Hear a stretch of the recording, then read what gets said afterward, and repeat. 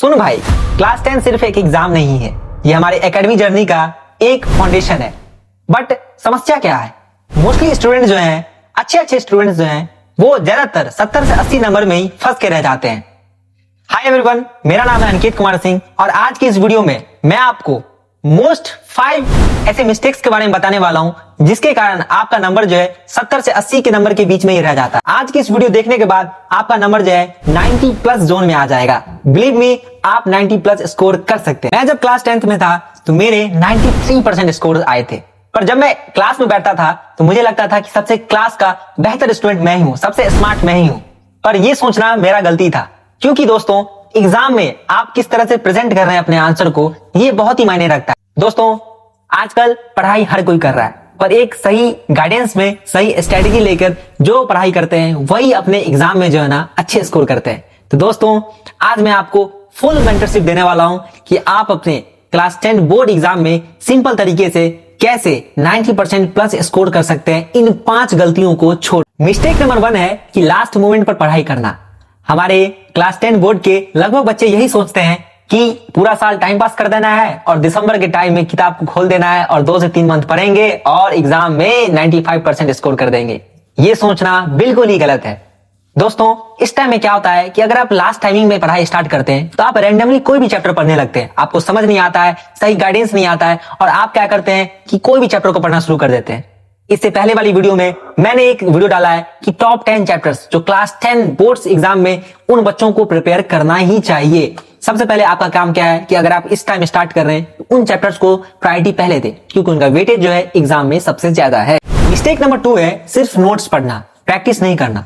दोस्तों आप कितना भी पढ़ लीजिए, आपको कितना भी ज्ञान हो, पर आप अगर एग्जाम में वो लिख नहीं पाएंगे, वो प्रेजेंट नहीं कर पाएंगे तो टीचर आपको नंबर नहीं देगा। आपके ज्ञान रहने से नहीं, पर आपने एग्जाम में क्या लिखा है उसके बेसिस पे आपको नंबर दिया जाता है। इस प्रॉब्लम का सॉल्यूशन ये है कि जब भी आप कोई एक चैप्टर्स कंप्लीट करते हैं तो उसके 30 से 40 क्वेश्चन को प्रैक्टिस करिए, उनको पढ़िए, बार बार रिवाइज करिए, क्योंकि अगर आप उस क्वेश्चन को बार बार रिवाइज कर लीजिएगा तो फिर आपको एग्जाम में सोचना नहीं पड़ेगा कि ये क्वेश्चन का आंसर कैसे बनेगा। मैंने अपने टाइम में क्या किया था कि मैं जब भी एक चैप्टर पढ़ता था उसके बाद मैं उसको रिवाइज करने बैठ जाता था। अगर उसको रिवाइज नहीं भी किया तो 2-3 चैप्टर अगर मैंने एक साथ पढ़ा तो उसको फिर मैं वीकली या दो वीक पे मैं उसको रिवाइज कर ही लेता था, क्योंकि आप इंसान है, हम भी इंसान है, कोई भी इंसान भूल सकता है इस चीज। और जब भी आप सॉल्व कीजिए प्रीवियस ईयर क्वेश्चन लगाइए। आजकल मार्केट में काफी सारे बुक पब्लिश्ड हैं, वो आप परचेज कर लीजिए और वहां से आप प्रीवियस ईयर क्वेश्चन लगा सकते हैं। और नहीं तो पीडीएफ भी डले हुए हैं बहुत सारे टीचर्स के चैनल पे, मैं आपको प्रोवाइड कर दूंगा। आप अगर कमेंट करते हैं तो वो पीडीएफ से आप अपना प्रीवियस का क्वेश्चन लगा। मिस्टेक नंबर 3 है लॉन्ग आवर्स पढ़ना। दोस्तों आप कितना देर पढ़ रहे हैं ये मायने नहीं रखता है। आप अगर 10 घंटे पढ़ रहे हैं तो ये मायने नहीं रखता है। वही एक बच्चा 5 घंटा पढ़ के भी ना बहुत ज्यादा चीज हासिल कर लेगा। आप क्या पढ़ रहे हैं, कितना पढ़ रहे हैं, किस डायरेक्शन में पढ़ रहे हैं, सही चीज पढ़ रहे हैं या नहीं पढ़ रहे हैं, ये बहुत ही मायने रखता है। इसका एक सॉल्यूशन है पोमोडोरो मेथड। इसमें क्या होता है कि 25 मिनट आपने पढ़ाई किया और 5 मिनट का ब्रेक ले लिया। पर मैं अपना तरीका बताऊं तो आप 1.5 घंटा पढ़िए या 1 घंटा पढ़िए, उसमें आप 10 मिनट का ब्रेक ले लीजिए। उससे क्या होता है कि हमारा माइंड जो है ना रिफ्रेश हो जाता है और फिर से हमारा माइंड जो है ना एक्टिव हो जाता है काम। शॉर्ट नोट्स बनाइए, क्योंकि एग्जाम के टाइम में शॉर्ट नोट्स जो है ना बहुत ही हेल्पफुल रहते हैं। हमको सोचना नहीं पड़ता है एग्जाम के टाइम में अगर हमारे पास शॉर्ट नोट्स अवेलेबल रहते हैं तो, क्योंकि रिवीजन करने में बहुत ही ज्यादा आसानी होता है। क्योंकि अगर आपके नोट्स जो हैं ज्यादा पेज में लिखा हुआ है ना तो माइंड हमारा वहां काम नहीं करता है, पर वही छोटा पेज में 3 से 4 पेज में अगर एक चैप्टर कंप्लीट हो जाता है ना तो मन में एक संतुष्टि मिलता है कि यार मैंने ये चैप्टर रिवाइज किया। मिस्टेक 4 है राइटिंग प्रैक्टिस 0।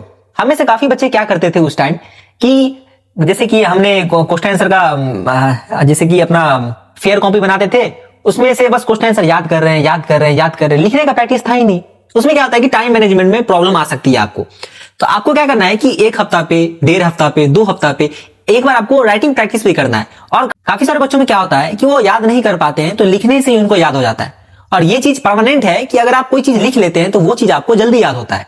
तो ये चीज आपके लिए बेस्ट रहेगा राइटिंग प्रैक्टिस। राइटिंग प्रैक्टिस में आपको इंग्लिश राइटिंग नहीं लिखना है। आपने अगर कोई क्वेश्चन को याद किया है तो उस क्वेश्चन को आपको कॉपी में प्रैक्टिस करना है।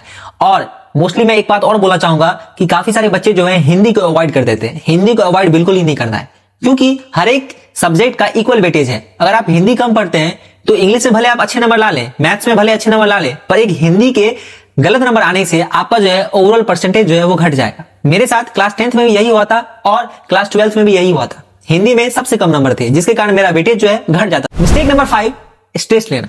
दोस्तों ये कोई जंग नहीं है। हमें दिल से मेहनत से ये एग्जाम्स को क्रैक करना है। यहाँ टेंशन नहीं लेना है, स्ट्रेस नहीं लेना है, आराम से पढ़िए, भागे नहीं जा रहे हैं आप, मन से लग पढ़िए, स्ट्रेटेजी बनाइए, ज्यादा स्ट्रेस नहीं लेना है। तरीके से अच्छे से मन से अगर आप पढ़ लिए ना, आप मेरी गारंटी मान लो 85% प्लस जो है ना आसानी से स्कोर कर दोगे क्लास 10th बोर्ड एग्जाम में। मैंने इस चीज को रियलाइज किया। भाई तुम्हारे अंदर ना टैलेंट की कमी नहीं है, बस तुम्हें चाहिए एक सही डायरेक्शन। मैं उस डायरेक्शन तुम्हें देने वाला हूं, मैं तुम्हें गाइड करने वाला हूं। तुम्हें कोई भी दिक्कत आ रही हो, कहीं भी बेसिक दिक्कत भी आ रही हो, कुछ समझ नहीं आ रहा हो, तुम बस मुझे मैसेज करो कि भैया मुझे ये समझ नहीं आ रहा है, आप कुछ सॉल्यूशन बता दो। मैं नेक्स्ट वीडियो उस टॉपिक पे लेकर आऊंगा और आपका डाउट जो है ना वो क्लियर कर दूंगा, पूरा क्लियर कर दूंगा। आपका बड़ा भाई आपके साथ है, तो टेंशन लेने की ना कोई भी जरूरत नहीं। अगर तुम चाहते हो कि मैं तुम्हें एक प्रॉपर प्लान दे दूं, मैं तुम्हें रिवीजन करने का तरीका पूरा बता दूं, हर चीज को कैसे मैनेज करें वो बताऊं, तो आप इस वीडियो में कमेंट करो कि भैया मुझे वो पूरा लिस्ट चाहिए। मैं आपको वो प्रोवाइड कर दूंगा। मैं एक टेलीग्राम चैनल या व्हाट्सएप चैनल क्रिएट करूंगा, उस पर मैं आपको प्रोवाइड करूंगा। आप इस चैनल पर जुड़िए, अपने दोस्तों तक ये वीडियो को शेयर करिए, वीडियो को लाइक करिए, चैनल को सब्सक्राइब करिए, क्योंकि आने वाले आपके 2026 के बोर्ड तक मैं आपके साथ हूं, मैं आपके साथ खड़ा हूं। आपको 1-to-1 सेशन गाइड करके आपका हर एक प्रॉब्लम को सॉल्व करूंगा। बस आपको ट्रस्ट करना है। मैंने वो चीज करा था। मैं जब क्लास 10th में था तो मैंने मस्ती भी बहुत करा, पर मैं साथ साथ में पढ़ाई भी किया और 93% स्कोर भी करके लाया। दोस्तों जीवन में हर चीज करना चाहिए, पर अपने प्राइमरी पर्पस पढ़ाई को नहीं भूलना है, उसको भी साथ में लेके चलना है। तो दोस्तों मिलते हैं अपने अगले वीडियो में। प्लीज वीडियो को लाइक करिए, चैनल को सब्सक्राइब करिए, घंटी का बटन दबाइए, क्योंकि इससे आपको नोटिफिकेशन मिलता रहेगा। और ज्यादा से ज्यादा शेयर करिए ताकि और भी दोस्तों जो है हमसे जुड़ पाए और हमारा कम्युनिटी जो है बिल्ड हो, आगे बढ़े। Thank you very much.